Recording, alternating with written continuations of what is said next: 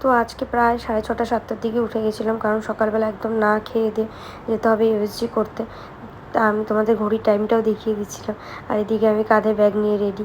মানে ভালো লাগে না, এত টেস্ট, মানে কি বলবো আর। শুধুমাত্র এই টেস্টটাই বাকি ছিল, আপার অ্যাবডোমেন। কারণ এটা নাকি ইউএসজি করতেই হয়, ইউএসজিটা না করলে হয় না ওটির আগে। ওটি করতে আর মাত্র কয়েকটা সপ্তাহ, মানে 2 সপ্তাহ নেই মনে হয়, হাতে গোনা।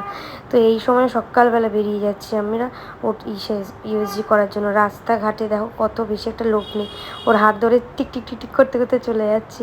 আর এতটাই উঁচু নিচু না এই জায়গাগুলো, খুবই মানে হাঁটতে অসুবিধা হয়। দেখে আমি আর ও শুধুমাত্র বসে আছি। আর আমার চোখ মুখের অবস্থা দেখো, একে তো খিদে পেয়ে গেছে, তার মধ্যে ডক্টরও আসছিল না, তার মধ্যে সকালবেলা আমি বেরিয়ে গেছিলাম ইউএসজি করতে। তারপর বাড়ি এসে আবার ব্লাড দিয়েছিলাম, ব্লাড নিয়ে গেল। এখন বাজে প্রায় 9টা। ব্লাড দিয়ে দিয়ে আমার হালাত একদমই খারাপ। লাস্ট কবে যে আমার ব্লাড নেওয়াটা বন্ধ হবে তা ভগবান জানে। তো আবার পরে কথা হবে, এখনকার জন্য টাটা।